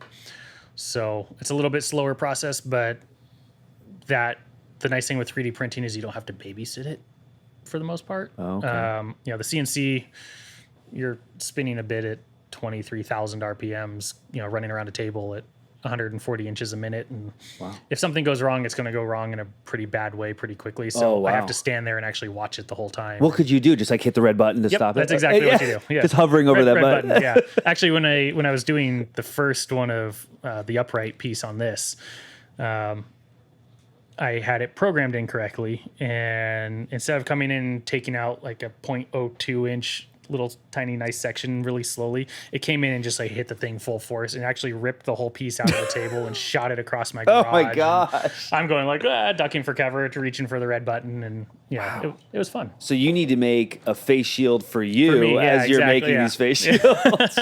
I wear safety glasses, so Wow. but with the 3D printer, myself and JJ and another guy named Drake, all three of us had spent better part of like 3 or 4 days playing with the 3D printing files. So we actually got it to work where normally on a 3D printer, once it's done printing, the whole machine just stops. You have to go over, take the part off the machine, and then tell it to go and start running again. So we figured out made code that would let the hotbed cool off, and then it used the extruder to come over. We built a little like pusher thing on it, come off, and then knock the piece off, and then just start going again. Oh. So you could start it, before you go to bed, wake up the next morning and have like 10 or 15 shields done just overnight, and you didn't have to do anything. Nice. So that has sped things up, a good amount. JJ's daughter, actually, she's 8 years old. She's been manning the 3D printer at his house. And I think in the last 24 hours, she's done like 100 of them. Whoa. So it's actually funny. We're all in a big group text message, and we're like, okay, she's done 100. How many have you guys done? Like, come on, Right. step it up a little bit. So Does she work for like ice cream or like? I don't know. We'll have to, JJ, if you're watching this, you have to, let us know what she's We can't working pay her because of child labor laws, but we can give exactly. her Ice cream. or candy or something like that. Yeah, Right? exactly. So it seems like it's like a family affair, a work family affair. Absolutely. From the heart. Yep. And so how, if someone is listening or watching and wants to order these, how do they go about doing that? So we have a website set up, azfaceshield.com. You can go on there if you are a healthcare worker or first responder and you need some of these. You can go onto our site, place your order through there. We'll get them shipped out to you. If you're local to the state of Arizona, there's no cost on the shield itself. We'll just charge you a couple bucks, I think, for the shipping side of it. If you're outside of the state of Arizona, then we're charging $3, I think, for the shield, and that's basically just our material costs on it. We're not looking to be making money off of these. Mm-hmm. I believe actually we just got a deal. We're going to try to drop that price because we just got set up with a injection molder up in Milwaukee. We're working a deal with them, and I think they're shipping us like 4,000 of these things. Wow. So if that actually all comes through, then we'll be able to drop the price a good chunk because that's significantly cheaper for us to do. Mm-hmm. And then we have enough of the clear shield pieces to produce almost 23,000 of these things. Wow. So, and that's all come out of all of our pockets, like all the money for all of that. So if you are not a healthcare worker or first responder, but you want to help, we are looking for people to 3D print these things, or if you have a CNC machine, I'll help get you set up on that. Or if you just want to donate, $1 or whatever amount you want. Sure. Anything helps us right now. Yeah, it's out of because your own pockets. It's all out of our own pockets. Up until just actually last night is when we got the site set up to accept payments. So everything up until last night has been 100% free for everybody. So we've done a little bit over 2,000 of them at no cost to anybody except for us. Wow. But, which we're fine with. That's we want to do what we can to help in this whole ordeal and Sure. help keep people safe. Was there were there face shields like that before? There was just a limited supply of them, Yeah. or is this like a new design that makes it like the old design even a little bit better? No, not at all. More came down to a supply demand issue. So they can't really talk about it. Like we've heard healthcare workers actually getting in trouble for talking about that kind of stuff. So that you'll never see somebody publicly saying that, but from people that we know internally and whatnot, there is an issue with some of the hospitals not having enough stuff. So we were finding out that some hospitals are taking the masks and doing everything they can to try to clean them and reuse them, which you're not really supposed to do. Right. And then some people, when they're having to go in and open up airways and stuff, I guess that's a fairly messy process. I'm not familiar with it. I've never done it. Really have no desire to do it. Yeah, so right. Props to all of you nurses and doctors and stuff. Yeah, amazing. But we're hearing stories of these nurses and doctors doing this with no face protection whatsoever. So if they had the virus, then this happens, and now it's all over you, and you're pretty good chance you're going to get it. Right. So this can help alleviate that, and we're just trying to do what we can for that. Right on. Yep. Cool. Well, we need to get the rest of JJ's children on board with this to print more. Yeah, get the newborn. You get the newborn on board. Yeah. What are you waiting for? So I think that we have a basket here that Paige put together for us, and it has a bunch of questions that I've never read, and Can't wait. They're made to be a little bit of a comic relief, so don't be too surprised. Okay. Would you like to pick it first? Sure. Would you like to pick? Okay, yeah. You pick one first. What are we calling this basket again? What are we calling it again? Basket case. Oh, the basket Basket case. case. That's I right. like It's the it. basket case. Okay, what does it say? All right, so it says you're on a movie set. The director asks you to get him a grande iced chai mocha frappe with soy milk, light ice, extra syrup, and no whipped cream. Plot twist, you're not a PA. What do you do? Ooh, that is a plot twist. Where's Parco? Oh, he's still doing episode 1 at his house right now. It's still going on. No. I don't know. That would depend on what my role would be on the set and what my day looks like. Well, I'm gonna guess that this is after lunch. Yeah. Everybody's tired. And you are you're the drone operator. Yeah. And this is the director asking you this? That's what it says. So this begs to ask, you as the drone operator on set, you're a lot of times dealing with the DP because it's photography, cinematography, but there's always, mostly on these sets, a director as well. How closely do you work with the director on these sets? Is it important for you to be chummy, or it doesn't really matter? Depends on if I like them or not. Well, I hear you. No, and I would say, if it's something where a lot of times we've been on set and then we're there for the entire day, but we actually work for 2 hours.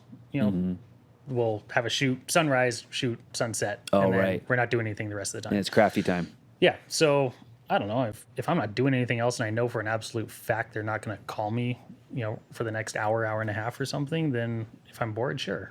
And then you get yourself one.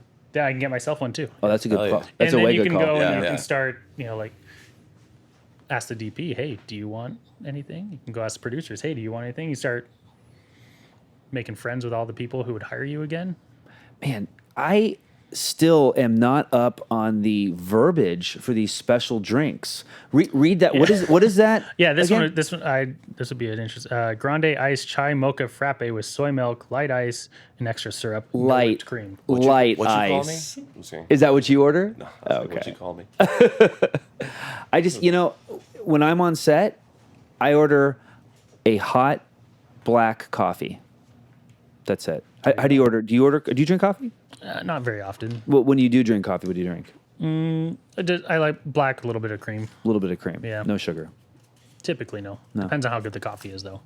People get so. I mean, we were talking about us. We're snobby in our own right with our departments and what we do and what we think is important and not important. So, we're all in that realm. Yeah. But the snob factor for coffee orders is getting out of hand. It is.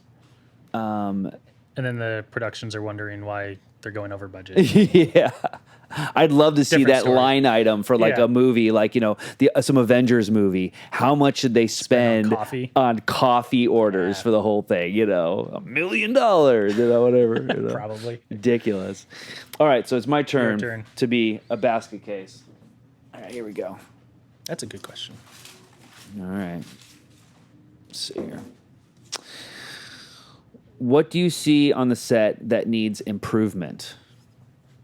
It might be easier to answer that as what doesn't need improvement. Well, yeah, if Depending it ain't on the broke, set. don't fix it. Reinventing the wheel. Yeah. Yeah, no, that's a good question. So, Paige, is this more geared towards gear, no pun intended, or is it protocol Towards your position. towards my position? Yes. What do I see on set that needs improvement In regarding your department. in my department? Yes.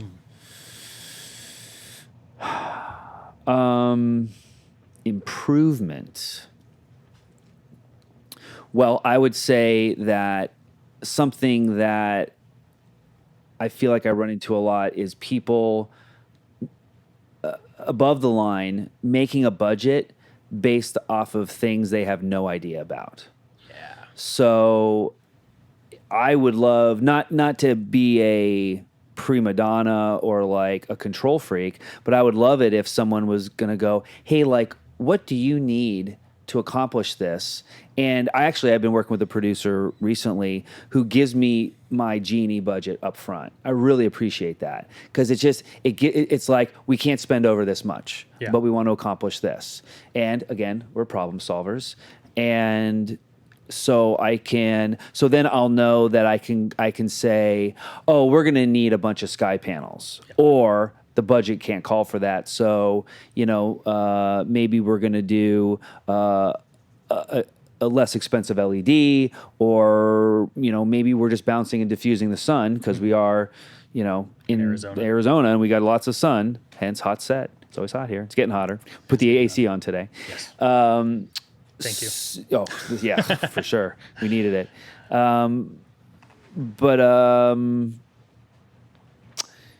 That also makes me think of like the whole LED thing that's coming out with lights and how people, just want to dial in the color temperature right away. Mm-hmm. And they're forgetting about gels. Yeah. Or just diffusion on the barn doors with C47s, with clothespins, instead of getting the Chimera. Listen, I would love to make the rental. It also means that I have to buy more gear, so it's kind of, you got to weigh that. But I mean, it's not the end of the world if I have to warm up a light or cool down a light by putting some gel on it. It's not going to take forever. I try to have my act together. I understand that it's nice just to turn a dial, but they've made movies for over 100 years without LEDs, and now we have that technology. We should be using it. It's fine. It's great when it's hot here and you're in a small area. And you don't have to use hot lights, and you don't have to smell everybody's BO as quickly. Eventually you do anyway. There's no getting around that. There's no getting around that. But especially the boom op. That should be a new line item. What? Deodorant. Oh, for deodorant. Yeah. Spray deodorant because you don't want to share that. No. Hey, you want some? You know. I just get everybody like this little single-use, travel size ones. Oh yeah. Well, have you ever tried using the like the Oprah of stone? deodorant. You ever tried Oh using yeah, those suck. Yeah, they slip out of your hand and then like they're on the floor. I and, don't yeah. put that out. Yeah. Yeah, I guess that if it ain't broke, don't fix it. Don't reinvent the wheel.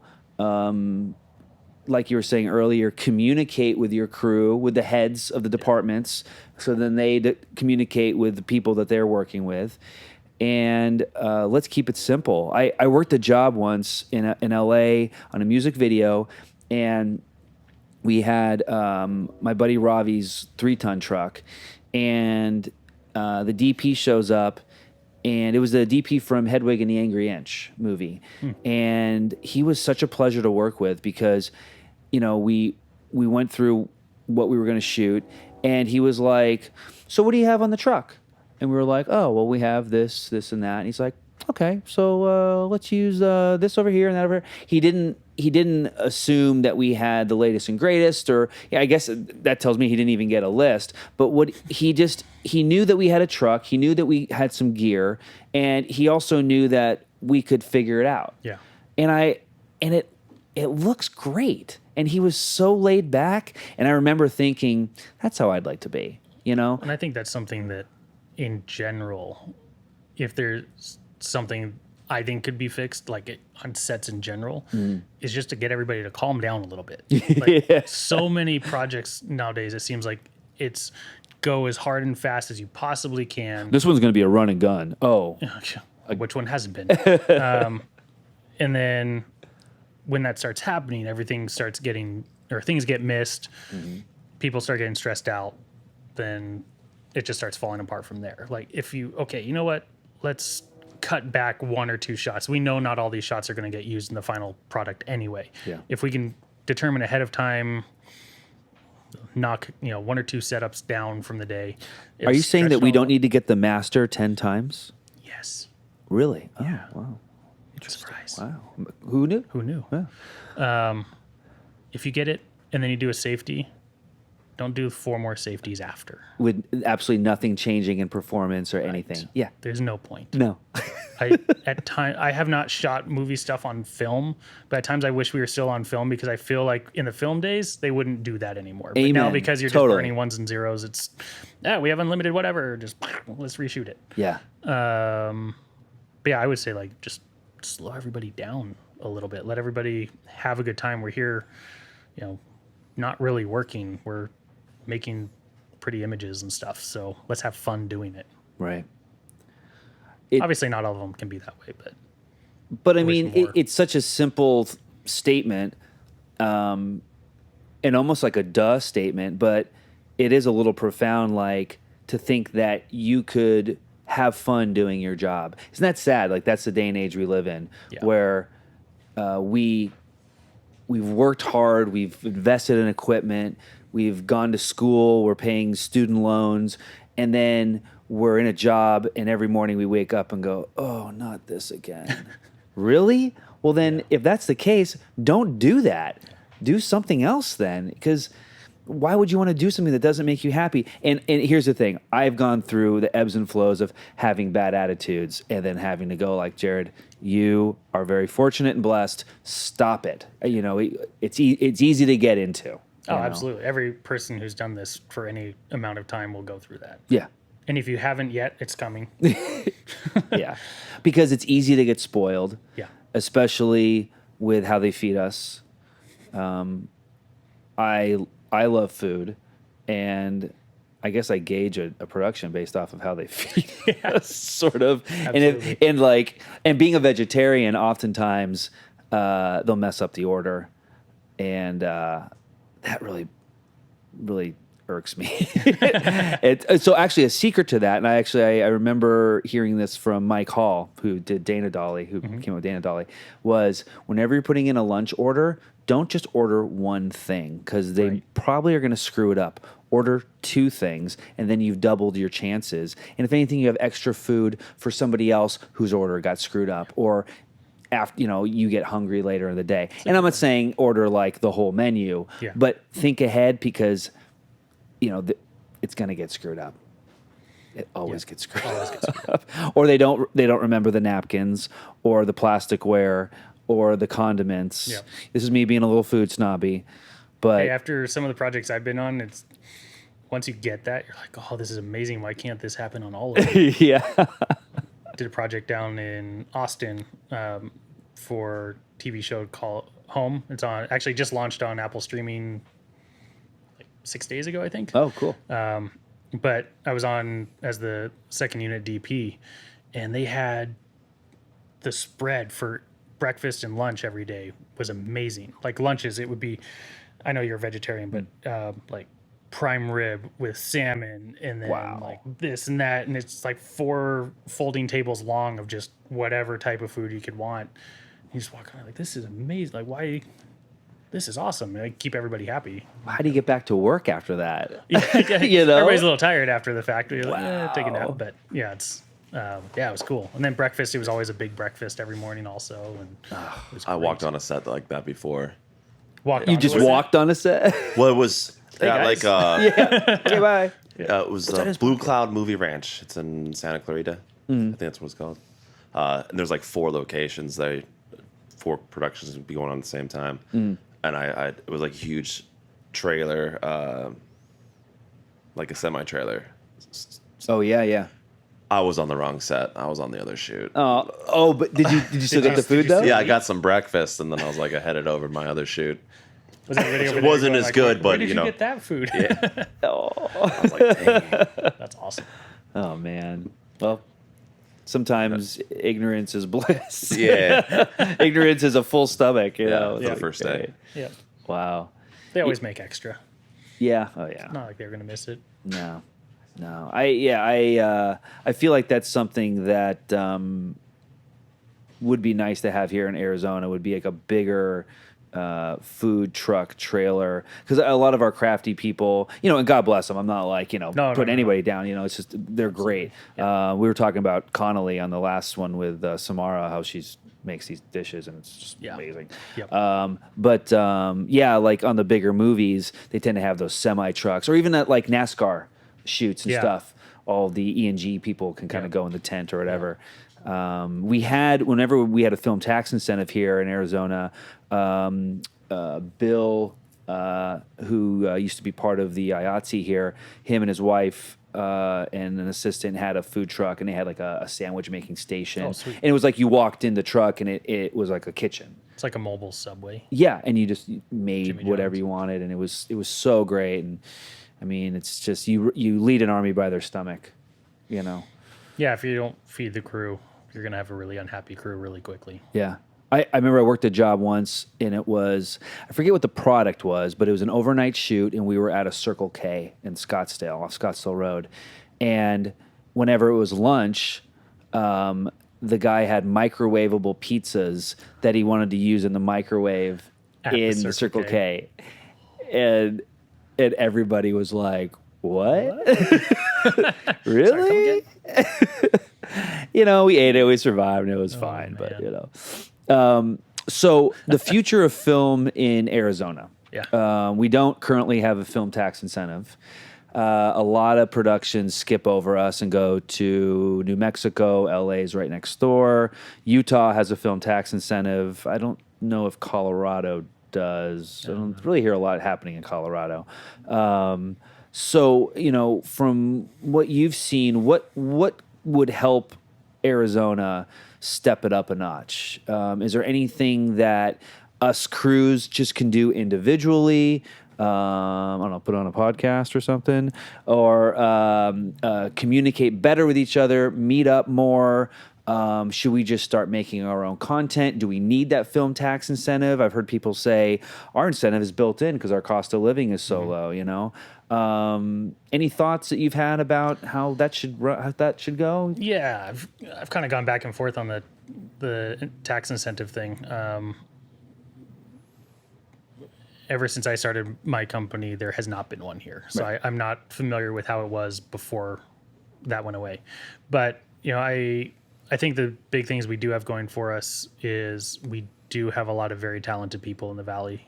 We have, there's so many times, and I know, I think because Parker was mentioning this on episode 1 of, these out of town productions show up, and then we get done with the day and they're like, wow, you guys actually, like, you were really good. Like, can you guys come with us? And, I know I'm saying that almost word for word, but that's a true statement. I've been told that. I've heard them telling other people all the time, that kind of stuff. Yeah. So I think that's a big thing that we do have going for us is we have a very talented group of people here who know what they're doing, love what they're doing.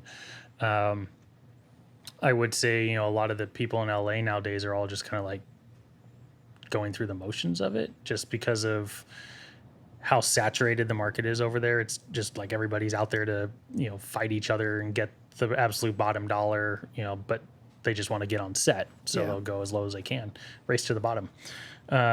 We don't really seem to have that too much here from what I can tell. The drone industry kind of went that way for a little while. It seems to be leveling off. And I think that's because the different companies or operators who were doing drone stuff have kind of weeded themselves out. So the people who just were not up to it are no longer here. Would you call it the curve of death or the circle of death? Flip of death. The flip of death. Yeah. Something like that. I think with after we were in business for almost 2 years before we really had any competition. And then once it all started showing up, we watched probably 5-6 companies come and go over the next year and a half after that. But anyway, back to I think a film incentive would be a good thing to see come back here. I think it would help. Phoenix is very much a commercial area. We're not doing a lot of narrative stuff that I can see other than like independent projects. So it'd be really cool to see some more narrative stuff coming back. That's one thing I don't have a ton of experience doing. 95% of the stuff we've shot has all been for commercials. You said that you just worked on that project called Home? Home, yeah. And what was that? So it's kind of a show. So it came up with the same creators who did, I'm spacing on the name. A big culinary show that was on Netflix. Okay. But it's like a reality. It's a reality thing. No, not really even reality. It's just kind of they're showing off like these really cool houses that either have a really unique story on the owners or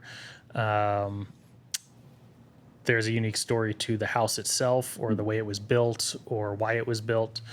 Like an example, I worked on 3 episodes for it. The final one I worked on was shot in Maine, and the family that owned this little house built it, and they were using a really unique way to treat the wood on the outside of the house to weatherproof it. So he was taking the boards, he hooked 3 of them together into a triangle, start a small fire, and then actually like burn the inside of these boards. I've heard about that. Yeah. So it's an old Japanese technique. Yeah. Yep. Yeah. So he would do that and then let it burn for a little bit, and then you flip it over and burn make sure it all evened out. It almost seems like what them. you shouldn't do. Yeah, exactly. So we were filming, doing that thing, and then he built this house, and this guy is, I believe, self-taught, if I remember correctly, on how to do all of that. And then they actually took him over to Japan, and he got to see, it happened in Japan, and a couple like larger buildings and stuff that had been done the same way. So it's kind of stuff like that. And they're very much like simplistic living. I mean, the house was maybe 300 square feet, maybe 400 at the most. Okay. This is the one in Maine. And the one in Maine. Yep. And it's all very basic stuff. I mean, they cooked on a wood stove type thing, and he actually designed the house so it does like a convection type heating and everything in there. So it comes through one of the doors, goes past the fireplace, goes up into the ceiling, and then it cools back down, comes back down, and just actually creates the wind or airflow effect, just using the heating and cooling of the air inside the house. It's a really cool. That is really neat. So that was that. The one in Austin was an architect and a lawyer who turned novel writer. They had this really cool house, but it's all set in the ground. So you can be standing out on the road looking in, and you can't see the house. You just see like this little hill that's covered in all these natural grasses and flowers and stuff, and that's the roof. So then you have to, as you walk up, it drops down. It's split between two separate kind of buildings, almost, if you want to call them that. Just these huge glass windows on both sides, and Wow. it's amazing. Like, some of the imagery we were able to capture with all that it was awesome. So it's stories about that kind of stuff with just giving a unique look into why these houses were built, or the people behind building the houses and whatnot. Where was the third location you guys shot in? Chicago. Chicago. So that was the first episode I worked on, and I just came on as a drone movie op on that one. How did they find you? A director, a DP that I worked with on a project probably a year before, he got hit up to shoot some pickup shots for the episode. So the main episode had already been shot, and they just had to go back for a couple days and pick up a couple interviews and some other B-roll. And they wanted to keep everything small, so they asked him, "Hey, do you know anybody who does drone and movie, and is good at it?" And he hit me up about it, and he couldn't tell me anything. We were all under NDAs and stuff on this. It's like, I can't tell you anything unless you agree to it, but this is something you're going to want to take on. Again, trusting people. Exactly. Yeah. So I ended up taking that, and then in the process of that, I was talking with the producers, and they brought up the Austin episode and asked if I'd be interested in working on that one for the entire episode. And I was like, yeah, sure. And then during pre-production, they're like, "Oh, so do you do other stuff other than all the specialty things?" I was like, "Well, yeah. Like, would you be interested in being a cam op on it as well, like be cam op?" I was like, "Sure." So then I was going to be that, and then about 2 weeks before the episode happened, they're like, "You know what? We're actually going to put together a whole second unit for this. Would you be interested in being second unit DP for the episode?" And I was like, "Well, absolutely." Wow. And they're all, "Can you CNC this for us too?" Yeah, real that was all quick?" before I started doing the CNC stuff. But yeah, so I ended up going down, was on the scout and everything, and then it was almost I was gone for like 15 days on that one. So between Maine and Austin, Texas, and Chicago, did you run into anything that complicated being hired from out of state and working in a place that maybe might be unionized or anything like that? No, I guess the only issue was because, at least on the Austin episode, because I was considered, an above the line type of a person. Right. My time started from the moment I left the hotel to the time I got back to the hotel. Portal to portal. Yep. So for that reason, I actually felt really bad, because I'm somebody who likes to stay around and help pack everything all up, especially, we've been working, we were doing 12 plus hour days, and I felt horrible just like leaving the rest of my team to like pack everything all up while the producers are grabbing me like, "Come on, we got to get you back. We don't want to be paying you anymore." It's like, I'll go off the clock now, just so I can help these guys, because I have a lot of gear to pack up. Right. So that was weird for me, but also I could see that being a thing. But that kind of comes down to just the planning things of it. If you plan things out, make sure everything's a little bit more. Obviously, there's going to be times where you can't plan everything and you're going to go into overtime, but we were overtime almost every single day. Right. Not by just an hour. Right? We had a couple times where I was double time.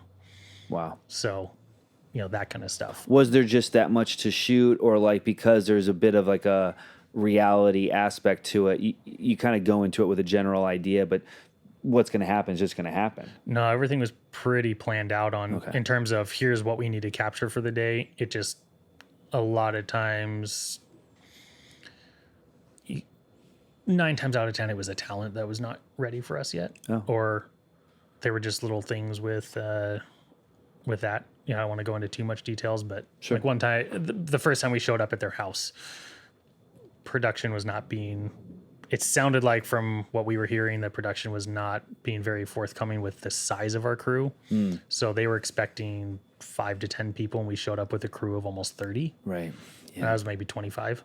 I feel like that they kinda happens a lot. like, "Whoa, what, we need to, everybody needs to stop. Let's figure this all out." So that set us back, an hour and a half while producers were talking to them and working out a whole new scenario of, okay, we'll park everybody out on the street. Only, people who absolutely need to come in to property will come into property. And, they had all these absolutely beautiful flowers, and grasses that they'd gone all over the state of Texas to go find and bring back to their house to grow and everything. And they didn't want it to all get trampled down. Sure. Yeah. Which makes perfect sense. So there's very narrow little paths to walk everywhere around their property. Was there a locations person making sure? Cool. Yeah. Well, I mean, yeah, that brings up a good point that, us production people find ourselves in someone else's house, home, business, property, and we need to be respectful. Yeah. And I've run into scenarios where the location person, people / production doesn't really let the homeowner or property owner know the scope of the project because they just want to get the location. Yeah. And we ask worked for forgiveness later. type of yeah. thing. Well, yeah, and definitely that is part of our industry. It's better to ask for forgiveness later than for permission. But I think also that's a battle that sometimes shouldn't be fought because then when 30 people show up and they're expecting, 10, they freak out. Yeah. And it's a thing. And honestly, like that happened to me a year and a half ago. And it's a setup for failure because the homeowner was angry, trying to tell me things I needed to do with a generator that was actually unsafe. Again, he doesn't know me. I don't know him. To him, I could be a jerk that just is going to ruin the desert around his home. I literally didn't want to do that. Yeah. And then it made me look bad in front of the locations person who I think, still is mad at me from what I hear. But it's an instance where it trickles down from the top. Yeah. And it was set up for failure from the top, and it's just going to keep failing. Yeah. So it's you usually think about that with a lot of other departments, but I don't think a lot of people, or I didn't think about that with the location scout, or a locations person until I saw it really happen in front of me. And it was, then we're all kind of like a crew with our tail between our legs. Yeah. And it's a little embarrassing. And we want to be professional. We want to feel good about the work that we do. And everybody wants to go home at the end of the day happy you know, with what you did and what you were able to capture. And totally. If you go home at the end of the day and everybody has hard feelings on whatever, then it's not typically a good day. And that person who expected 10 people and got 30 isn't going to want to be open to letting a crew in ever again, and is going to tell all their friends not to do it. Yeah. And now there's social media, so their word of mouth can even be more far spreading. Yeah. But we went on a little bit of a tangent, but back to Arizona film or Arizona production. Other than a film tax incentive, what does Arizona have to offer that maybe somebody outside of the state is listening or watching this podcast? What do we have to offer that other places don't that would be alluring to them, that would bring them here? I think our two big ones are, one, our weather. And we can shoot pretty much year round here. Summer is not as fun as, It's hot. It's hot. But it's not raining. Yeah. And during our winter, yeah, right. We have amazing weather while the rest of the country is covered in snow or rain or sleet, whatever. You can still come down here and film, in relatively nice weather. I think our other big thing that we have for us is, other than an ocean, we pretty much have almost any type of location you could want. You go a couple hours north, a couple hours to the east, and you have forest, trees, and that kind of look. We have lakes, we have the desert, we have city, we have ruins, and we have all the Native American areas, the reservations and stuff, that if you want to shoot that kind of stuff, you can do all of that, all within our state. And I don't really know of many other places that kind of offer all those different looks, within a couple hour drive of Phoenix anyway. Yeah, no, it's true. So if you want to go shoot snowboarding commercial during the winter, we can do that here. And then, the next day you can have somebody in a swimming pool for the same project. Yeah, for sure. And the person in the swimming pool isn't going to be necessarily freezing. Yeah, it's true. You don't have to fake it.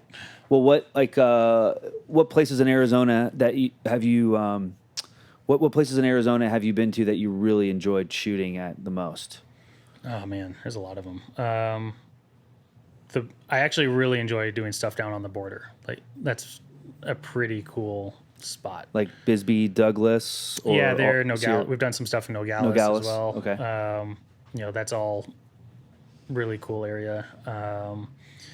Is it have to do with like news as far as like specifically about the border and border crossing or border security? Not or- necessarily that. It's just I don't know. There's just something about it. Maybe it is partially that. Like that there's Oh, is it part of your adrenaline junkie? Because you're on the border and maybe it's a little dangerous.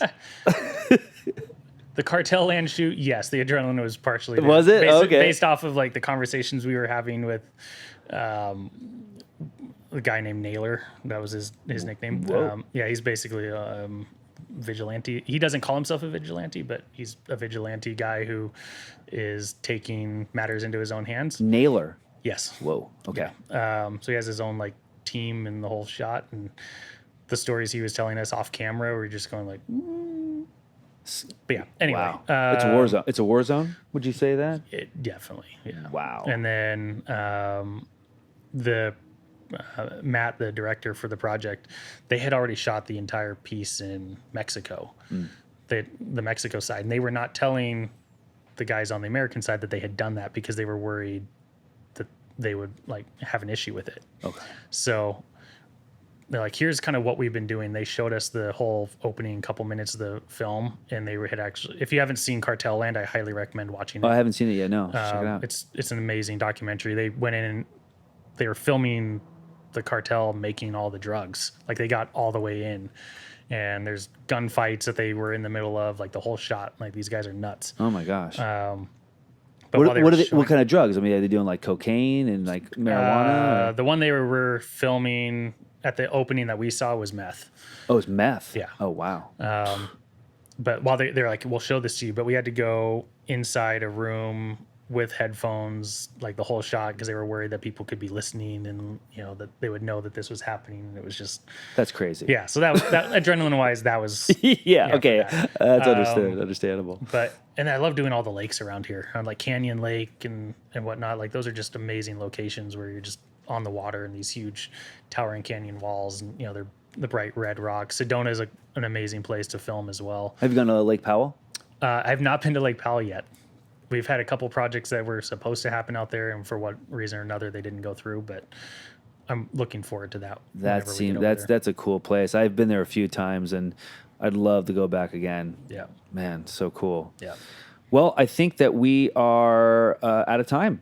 So, Josh, thanks for hanging having out me. and talking with us, Of course. having a Thanks for having conversation. And thanks everyone for watching and listening. And we'll see you hopefully at episode 4. Yeah. See you later. See you.